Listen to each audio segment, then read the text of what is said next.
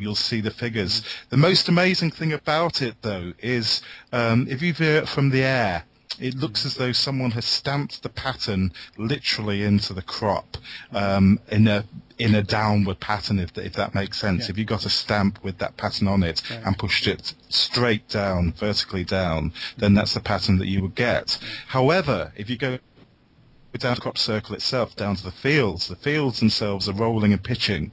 The grass, the ground goes up and down and goes through quite a steep angle. So in order to create a picture that you could see from the air as absolutely perfect, in perfect circles, you would have to actually distort it in order to fit it on the ground. Now, to get that done in a matter of hours, without anyone hearing you, without anyone seeing you, to me I'd love to speak to the guy who done it and have the full working plans. The problem is we're back to a point again where it's past the event. I could probably study that and maybe figure it out. These guys have taken surveyors out there to say, how long would it take you and a team of men with the right equipment to create this? And they've said, give us a few days and maybe we'd get close. Well, but they also have to bend the crop without breaking it, do they not?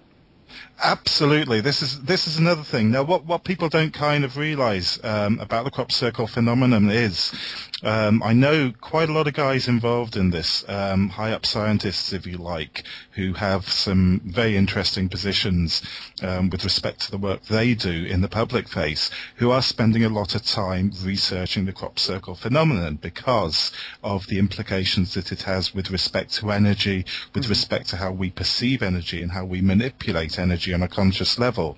And indeed, one of the phenomena that you've just talked about is the fact that the crop, rather than being broken, appears to, at its node, which is the kind of point where the crop, there's nodes on a piece of grass which are kind of bulbous bits.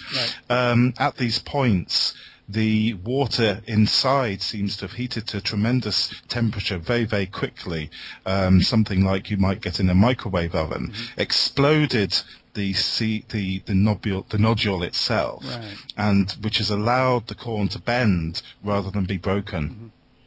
Have crop circles appeared in all types of crops, or is it just corn and wheat? No, they've appeared in canola. They've appeared in paddy fields. They've appeared in barley. I believe some have been found in trees, but I've never seen the pictures. That's just something that I've heard. So that might or might not be true. But yes, they're found in all kinds of places. I think you mentioned ice earlier on. Certainly, I think snow circles. I think some have appeared in snowfields as well. But don't quote me on that one, because someone's going to say no. So it would not be likely that, say, some crop circle people would be dropped down from a helicopter so they don't leave trails out? It would make a lot of noise, wouldn't it?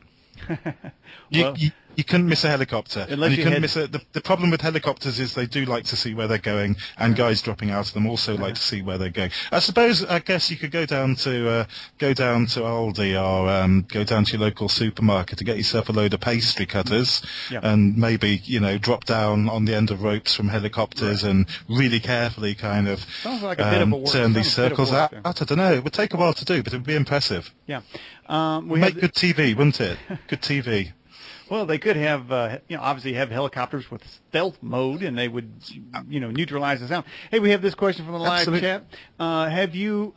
Well, they just moved it on me. Here you go. Have you heard of Honer's Maitreya? That's Honers Maitreya. I'm going to be so wrapped on the knuckles when I say no.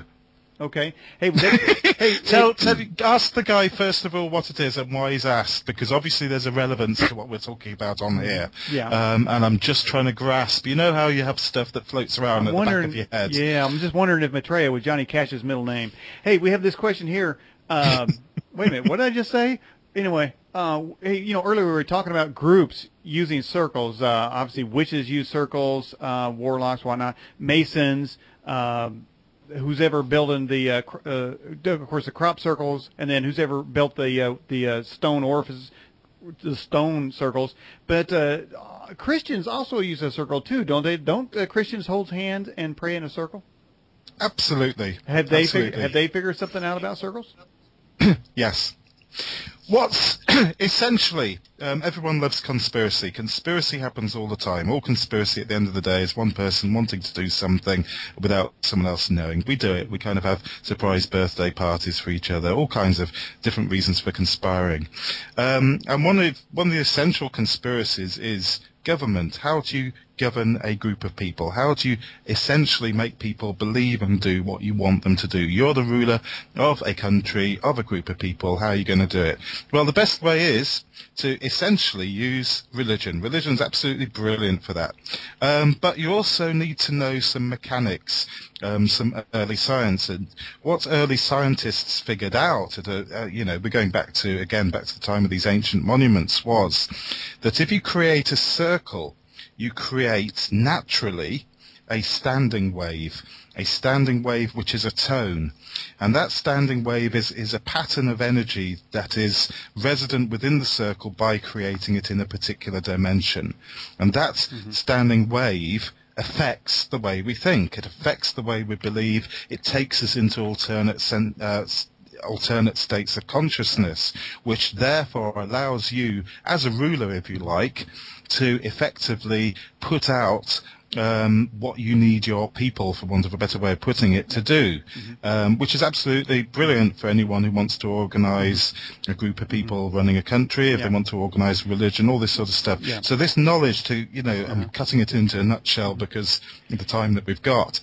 Yeah, this knowledge has been passed from way, way, way, way back, and certainly absorbed into the Christian church, and certainly absorbed into a huge amount of religions. Hence all the singing, all the chanting, the dimensions of the church, the way the church is built based specifically on particular patterns, which, if you like, create particular standing waves of energy. And we're talking sound energy, we're talking light energy, we're talking energy that we can understand and see and measure, but that affects us.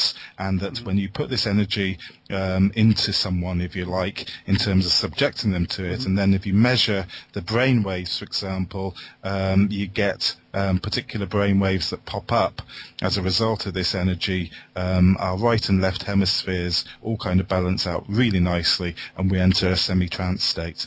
Okay. Now, do you have any sound research or evidence on crop circles that we can look at?